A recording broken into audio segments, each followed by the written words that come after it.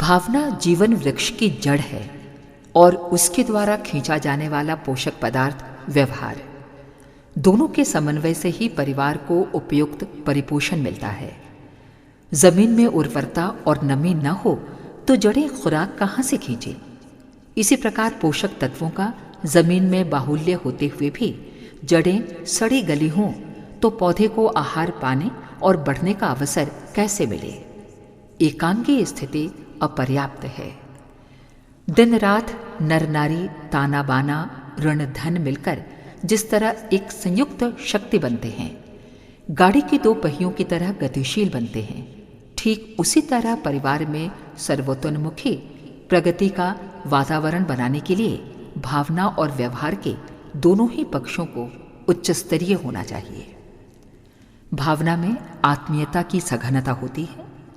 उससे दूसरों को लाभ पहुंचाते समय उल्लास और उनका दुख बंटाते समय संतोष की अनुभूति होती है। परिस्थितियां दोनों ही प्रकार की आती हैं। निपटना उनके अनुकूल पड़ता है, पर भावनाशील को घाटा कहीं भी नहीं पड़ता। उतार और चढ़ाव में उसे तृप्ति मिलती ही रहती है, कभी खट्टी कभी मीठी। मैत्री का स्थायित्व आत्मीयता पर अवलंबित है। वो दूसरी ओर से समुचित प्रतिक्रिया न होने पर भी एक पक्षीय चलता ही नहीं, बढ़ता भी रहता है। प्रतिमा न कोई उत्तर देती है, न कोई प्रतिक्रिया ही व्यक्त करती है। इतने पर भी भावना उसका आश्रय लेकर अपने बलबूते बढ़ती और परिपक्व होती रहती है। मीरा के कृष्ण, एकलव्य के द्रोण और रामकृष्ण परमहंस की काली ने जिस समर्थता का परिचय दिया, उसे भक्त की भावना का चमत्कार ही कह सकते हैं। देवता की अनुकंपा नहीं, भावना अपने आप में आत्मा की तरह ही पूर्ण है, पर उसको भी व्यवहार का शरीर चाहिए। शरीर के बिना आत्मा का अस्तित्व कैसे प्रकट हो। व्यवहार का आश्रय पाए बिना भावना की बेल ऊंची कैसे चढ़े। परिवार निर्माण में उस आचार संहिता को भी महत्व और प्रश्रय देना होगा जो भावनाओं के अनाचार को रोकती है। रेलगाड़ी की सामर्थ्य कितनी ही बड़ी क्यों न हो, पटरी की मर्यादा में उसे अनुशासित न रखा जाए तो वो बहकेगी और अंततः अपना तथा दूसरों का विनाश कर देगी। भावुक अक्सर ठगे जाते हैं। इसका कारण ये नहीं कि भावना की श्रेष्ठता में कोई संदेह है, वरन ये है कि व्यवहार और मर्यादाओं का नियंत्रण न रहने से उस दिव्य संवेदना का दुरुपयोग होता है। धूर्तों को इस कला में प्रवीणता प्राप्त होती है कि वे भावुकता को भड़काकर किस प्रकार उस संवेदनशील मनोभूमि का लाभ उठाएं। विपत्ति की संभावना बताकर ज्योतिषी और चिकित्सक किस प्रकार उनके स्वजन परिजनों का अनुचित दोहन करते हैं, इसके प्रमाण उदाहरण हर जगह उपलब्ध हो सकते हैं। शिशु वात्सल्य की अतृप्त भावना को पूर्ण करने के लिए पराये बच्चे दत्तक लिए जाते हैं। इस दुर्बलता को वे बच्चे थोड़ी सी समझ आते ही भांप लेते हैं और अपने परिपालकों का बुरी तरह शोषण ही नहीं करते, उनको त्रास भी देते हैं। बच्चों के बिगड़ने में जितनी कुसंग की भूमिका होती है, उससे भी अधिक अभिभावकों के अनुचित दुलार की होती है। वे बच्चों की मर्जी पूरी करने में, तरह तरह की छूट या सुविधा देने में दुलार की सार्थकता मानते हैं। दूसरों का नुकसान करने झगड़ने पर वस्तु स्थिति को समझते हुए भी अथवा गैर जानकारी में पक्षपात अपने का ही लेते हैं। उनको भूल के लिए समझाने और उद्दंडता के लिए धमकाने का प्रयत्न नहीं करते। फलतः दुर्गुण बढ़ते रहते हैं। यही अभिवृद्धि धीरे धीरे परिपक्व होती रहती है और वयस्क होते होते बालकों को कुसंस्कारी बनाकर रख देती है। वे जहाँ भी जाते हैं तिरस्कृत होते हैं, जहाँ भी हाथ डालते हैं असफल रहते हैं, जिससे भी मिलते हैं विग्रह खड़ा करते हैं। इस विषम विडंबना में अभिभावकों का वो अनुचित लाड़ दुलार भी एक बड़ा कारण होता है, जो उनके अभिभावकों ने स्नेह की भावुकता के वशीभूत होकर अनावश्यक मात्रा में उन्हें दिया और ये ध्यान नहीं रखा कि भविष्य में इस अनौचित्य की प्रतिक्रिया उनके लिए कितनी दुखद हो सकती है। युवक युवतियों के प्रेम प्रसंगों में भावुकता की उड़ानी ही आकाश में पतंगों की तरह उड़ती दिखती है। संध्या काल की रंगीनी आकाश के पश्चिम भाग में कितनी मनोहर लगती है, पर उसका न तो कोई अस्तित्व होता है और न ही आधार। ऐसा ही उन्माद इन तथाकथित प्रेम प्रसंगों के मूल में रहता है। न औचित्य समझ में आता है और न यथार्थ। नशे पर नियंत्रण कौन करे? सपनों की सीमा कैसे बंधे?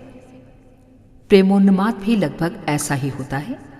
बेल मगरे तो चढ़ती नहीं, चढ़ती है तो एक ही झोंके में लुढ़क कर छितराती है और अस्त व्यस्त दिखती है। इस उभार में उन बालकों को निंदित तिरस्कृत बनना पड़ता है। अप्रामाणिकता का कलंक सिर पर बंधता है और उस क्षति की पूर्ति कदाचित ही कभी हो पाती है। इन प्रेमोन्मादी बालकों के परिवारों पर क्या बीतती है और उन्हें कितने प्रकार की कितनी हानि सहनी पड़ती है, इसका अनुमान लगा सकना यदि उस उन्माद के दिनों किसी प्रकार संभव रहा होता तो वे अपनों की दृष्टि से इतने न गिरते और इतनी क्षति एवं व्यथा न सहते जितनी कि ऐसे कुछ प्रसंगों में अंततः उन्हें सहनी पड़ती है। आमतौर से भावुक लड़कियां ही इस प्रकार के शोषण का शिकार बनती हैं। धूर्त उन्हें ललचाते हैं और अंततः उन्हें भारी विपत्ति में धकेल कर छोड़ देते हैं। मैत्री के नाम पर कितना शोषण होता है, इसका अपना एक अलग ही क्षेत्र है। पुराने जमाने में शत्रु आमना सामना करते लड़ाई लड़ते और हानि पहुंचाते थे। आज के जमाने का आधुनिकतम आविष्कार ये है कि मित्रता गांठी जाए, वफादारी का प्रमाण दिया जाए और रंगीन सपने दिखाकर अथवा अपनी कठिनाई जताकर मित्र का शोषण आरंभ कर दिया जाए। दाव लगते ही उसे चित्तपट करके रफूचक्कर बना जाए। भावुकता की ऐसी ऐसी शतरंजें जहां तहां बिछी देखी जाती हैं। हिरन और सांप को पकड़ने वाले बहेलिया बीन बजाया करते हैं। मछली को आटा और पक्षी को दाना दिखाकर पकड़ा जाता है। मित्रता की नशीली चाट खिलाते और बेहोशी आते ही जेब काट लेने वाले धूर्तों की कहीं कमी नहीं है। ये सब भावुकता के सहारे चलने और पनपने वाले अनाचार हैं जो अपने दुखदायी दुष्परिणाम हर क्षेत्र में उत्पन्न करते रहते हैं। परिवार के क्षेत्र में भी भावुकता की प्रौढ़ता रहना स्वाभाविक भी है और आवश्यक भी। उसके औचित्य एवं महत्व से कोई इनकार नहीं कर सकता, पर देखना ये भी होगा कि कहीं उसका व्यतिक्रम तो नहीं हो रहा और सदाशयता की आड़ में कोई विश्व वृक्ष तो नहीं पनप रहा। इस जागरूकता के समर्थन में ही दूरदर्शी सदा ये कहते रहे हैं कि एक आंख दुलार की और दूसरी आंख सुधार की। ऐसी आंख रखी जाए तभी प्रेम की सार्थकता है, अन्यथा अमृत की भी अनावश्यक मात्रा विष का काम करती देखी गई है। पति पत्नी की द्विध सत्ता को एकत्व में परिणत कर देने का प्रधान कारण आत्मीयता की सघन भावुकता नहीं है। यही पतिव्रत की उच्च सच्चरित्रता के रूप में परिलक्षित होती है। एक दूसरे के प्रति परिपूर्ण वफादारी का आधार यही है। एक दूसरे को बहुत कुछ, सब कुछ देने की उमंगें इस संदर्भ में उठती भी हैं और उठनी भी चाहिए, किंतु यदि ये उभार औचित्य की मर्यादा लांघने लगे तो समझना चाहिए कि अर्थ का अनर्थ होने जा रहा है। संपन्न लोग पत्नी को कुछ भी शारीरिक श्रम न करने देने के लिए नौकरों की व्यवस्था करते हैं। श्रृंगार और विनोद के अनेकानेक साधन जुटाते हैं। इसके प्रबंध के पीछे उनका उद्देश्य पत्नी पर भारी स्नेह होने का परिचय देना भर होता है। इस एकांगी चिंतन में अंततः पत्नी की स्वस्थता, समर्थता, प्रखरता और प्रतिभा को बुरी तरह क्षति पहुंचती है और वो अंततः किसी कृषक मजदूरों की श्रमजीवी पत्नी से भी अधिक घाटे में रहती है। गुड़िया बने रहने में उसने क्या खोया और क्या पाया। पति को प्रसन्न करने के लिए उसे कामुकता की मनमानी छूट देना न तो पति भक्ति है और न ही भाव समर्पण, जिसमें दोनों की ही शारीरिक और मानसिक क्षति होती है। उसके लिए परिपूर्ण सद्भावना के साथ समझाने बुझाने से लेकर असहयोग विरोध करने तक का उपक्रम चल सकता है। नशेबाजी, जुआ, यारबाशी, आवारागर्दी जैसे कुटेबों में फंसे पति को उसकी मनमर्जी करते रहने देना, रोकथाम न करना, देखने में पतिभक्ति, स्वामी भक्ति जैसी बात भले ही प्रतीत होती हो, वस्तुतः वैसी है नहीं। प्यार में जहाँ हितकामना, स्वेच्छा, सहकारिता आदि अनेक अनुकूलताओं का समावेश है, वहाँ अनौचित्य को बदलने सुधारने का तथ्य भी पूरी तरह संयुक्त है। इसे हटा देने पर तो अंधी भावुकता ही शेष रह जाएगी और उसमें निरंतर ठोकरें लगने का खतरा बना रहेगा।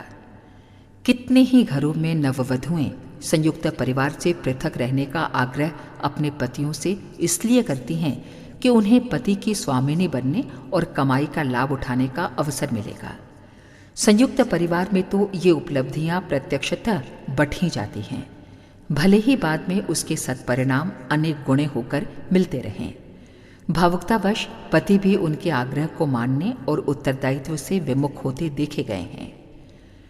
मोटी दृष्टि से यह पति पत्नी की एक दूसरे के साथ दूध पानी हो जाने जैसी घनिष्ठता हुई, किंतु दूरदर्शिता के आधार पर देखा जाए तो उस आग्रह और स्वीकृति के पीछे अनीति ही काम करती दिखाई पड़ेगी। जिस परिवार ने अपनी समृद्धि और सद्भावना का एक बड़ा अंश लड़की की शिक्षा दीक्षा पर, कमाओ बनाने की स्थिति तक पहुंचाने पर लगाया है, उसे प्रतिफल के समय ऐसी बेरुखी का सामना करना पड़े तो इसे दुर्भाग्यपूर्ण ही कहा जाएगा। इसमें सारे परिवार का अर्थ संतुलन एवं भविष्य बिगड़ता है। दंपति प्रेम का परिचय देने की भावुकता और समूचे परिवार की सुव्यवस्था में से क्या चुनना चाहिए, इसका निर्णय करने में यदि पत्नी का आग्रह अस्वीकार करना पड़े तो भी विवेक की कसौटी ये नहीं कहेगी कि दंपति प्रेम के साथ जुड़े हुए कर्तव्य की अवहेलना की गई। छोटों को अधिक काम, बड़ों को अधिक आराम देना सहज शिष्टाचार है। छोटों का कर्तव्य है कि वे बड़ों से ऐसा कहें भी और उनके लिए प्रयत्न भी करें, किंतु ये शिष्टाचार पूर्णतया व्यवहार ही बन जाए ये आवश्यक नहीं। बड़े कुछ भी नहीं करें तो उनका शरीर और मन अपनी गतिशीलता निरंतर खोता चला जाएगा और वे कुछ ही दिनों में कूड़ा करकट जैसे निरर्थक बन जाएंगे। इस बेकारी में वे अपना समय तो गंवाएंगे ही, किसी और साथी को तलाश कर उसे भी गप्पबाजी या ताश शतरंज जैसे शगल में फंसा देंगे। बड़ों को आराम देने का अर्थ उन्हें आलसी और दुर्व्यसनी बना देना है, तो उससे कहीं अच्छा ये है कि उन्हें व्यवस्था, शिक्षा एवं लोक सेवा जैसे किसी उपयोगी काम में जुटाए रखने का ताना बाना बुना जाए। मोहवश बच्चों को दूर पढ़ने भेजने से अभिभावकों, विशेषतया माताओं को कतराते देखा गया है। बच्चा प्यारा है, इसलिए उसे आंखों के सामने ही रहना चाहिए। ये भावुकता का तकाजा है, विवेक का नहीं। प्राचीन काल में बालकों को सुदूर गुरुकुलों में पढ़ने के लिए खुशी खुशी भेज दिया जाता था। इसका अर्थ ये नहीं कि उनके अभिभावक उन्हें प्यार नहीं करते थे। इसका अर्थ इतना ही है कि हित चिंतन को प्रथम और मोह ममता को द्वितीय स्थान दिया जाता था। इसमें बालकों को भी अभिभावकों की ही तरह विछोह कष्ट होता होगा, पर अंततः भावुकता ही तो सब कुछ नहीं है। जो कमाया जाए उसका उत्तराधिकार संतान को ही मिले, ये प्रचलन हर दृष्टि से निंदनीय है। इसमें संतान को मुफ्तखोरी की लानत उठानी पड़ती है और संचयकर्ताओं को मोहग्रस्त कहा जाएगा।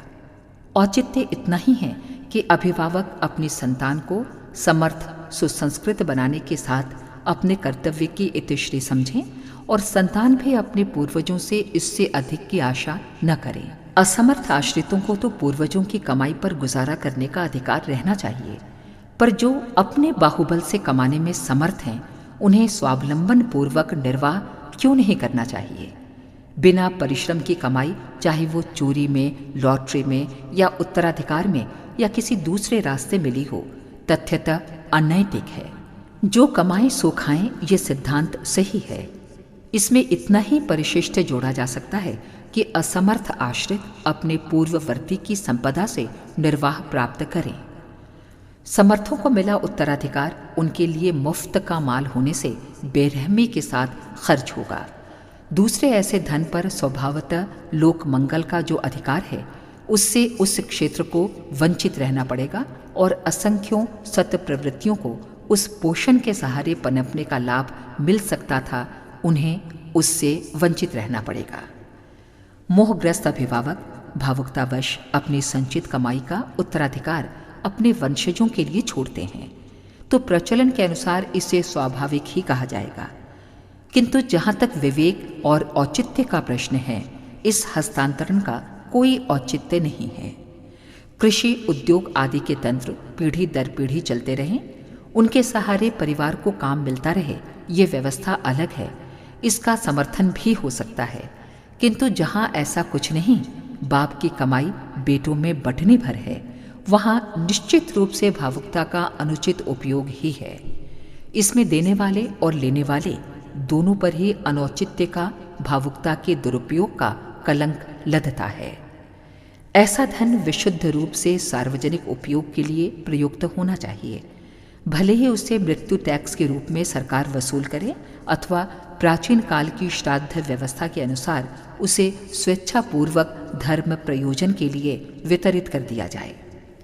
इन दिनों भी परिवारों में भावना का अस्तित्व किसी न किसी रूप में विद्यमान है। भाव संवेदनाएं घटती तो जा रही हैं, पर वे आधी भी समाप्त नहीं हुई हैं। जो विद्यमान हैं वो बताती हैं कि मनुष्य की मूल प्रवृत्ति का अस्तित्व इस गई गुजरी स्थिति में भी अपनी सत्ता बचाए हुए है। अब जो करने योग्य है वो ये है कि उस दैवी तत्व का उपयोग विवेक पूर्वक होने दिया जाए। पारिवारिकता अपने सही स्वरूप में पनपे, उसे मोहग्रस्तता की विकृत स्थिति में न रहना पड़े। भावना और व्यवहार में यदि उत्कृष्टता का समावेश बना रहे तो सच्चे अर्थों में पारिवारिकता पनपेगी और उस आधार पर सर्वतोमुखी प्रगति एवं समृद्धि का पथ प्रशस्त होगा।